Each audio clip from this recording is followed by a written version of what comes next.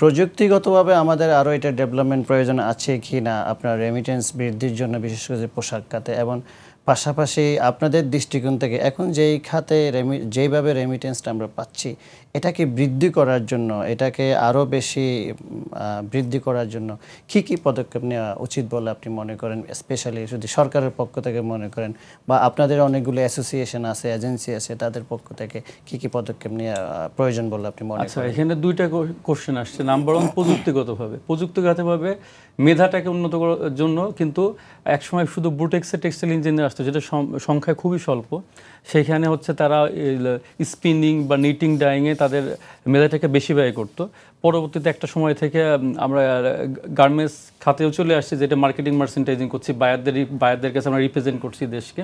তো সেটার জন্য যখন এটারও যথেষ্ট পর্যাপ্ত মনে হয় নাই, তখনও কিন্তু আসছে হচ্ছে প্রাইভেট ও টেক্সটাইল ডিপার্টমেন্টগুলো খোলা হয়েছে, এবং সেখান থেকে টেকনিক্যাল যে মানুষগুলো আসতেছে, যারা শুরুর থেকেই সুতা, কাপড়, তারপরে ডাইং বা রং করা, তারপরে গার্মেন্টস প্রডিউসিং, গার্মেন্টসের অনেক অপারেশন আছে, সুইংয়ের বিভিন্ন অপারেশন আছে, ফিনিশিংয়ের বিভিন্ন অপারেশন আছে, নতুন নতুন টেকনোলজি আছে, এগুলো শিখে আসতেছেন। সো তারা শুরুতেই কিন্তু এক্সপিরিয়েন্স গাই হিসেবে, যেমন আমি যখন যাই এই ট্রেডে আসি, তখন কিন্তু আমি অলরেডি 4 বছরের এক্সপিরিয়েন্স, বিকজ আমি BSc textile engineering.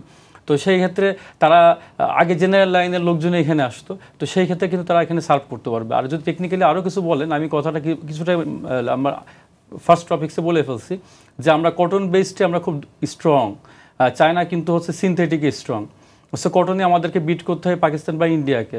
So cotton based product থেকে যদি আমরা এখন সিনথেটিক বেসডে আমরা বেশি যাইতে পারি, সেখানে আমাদের প্রাইস ভালো কিছু আসবে। প্রোডাক্ট ভ্যারিয়েশন আনতে হবে, যেটার কথা আমি বলছি, এবং সেটা আমি চিন্তা করি।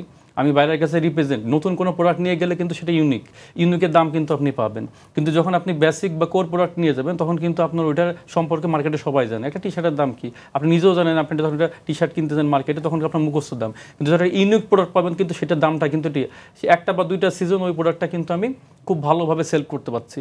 সেল করলে কি হচ্ছে, ওই রেমিটেন্সটা বাংলাদেশে বৃদ্ধি হচ্ছে।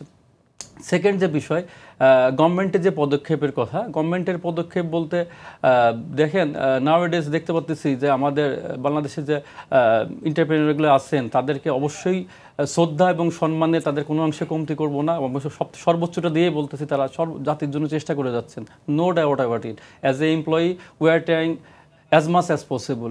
বাট পাশাপাশি সরকারও করতে পারে, নতুন নতুন জোন তৈরি করতে পারে, এক্সপোর্ট প্রসেসিং জোন, যেমন আমরা শুধুমাত্র সাভার ইপিজেড বা আদমজিত খুব ছোট্ট পরিসরে, বা চিটাগাং ইপিজেড বা কুমিল্লা ইপিজেড, এরপর নির্ভরশীল না করে আরও কিছু বাড়াইতে পারে। এবং সরকারও হেল্প করতে পারে, যে বিভিন্ন এন্টারপ্রেনার যাদের ইচ্ছা আছে, যাদের মেধা আছে, যাদের চেষ্টা আছে, তাদেরকে এগিয়ে নিয়ে যাওয়ার জন্য ঋণভিত্তিক বিভিন্ন, যদিও করতেছেন, তারপরেও আরও কিছু করা যায় কি না। সরকার এটা পজিটিভ ওয়েতে দেখে, যে একটা প্রতিষ্ঠান হচ্ছে পিছিয়ে যাচ্ছে, তাকে তুলে নিয়ে আসা, একটা প্রতিষ্ঠানকে ধ্বংস করা না, পজিটিভ সেন্সে যেটা। সো এইভাবে যদি আমরা এগুলো চিন্তা করতে পারি, definitely export processing zone Ishwardi আছে, ছোটো ছোটো যেগুলো আছে, মাঝখানে সিরাজগঞ্জ চিন্তা করছে, নীলফামারী আছে, অনেক কিছু হয়েছে, কিন্তু সেটা ইমপ্লিমেন্টেশন পর্যাপ্ত না।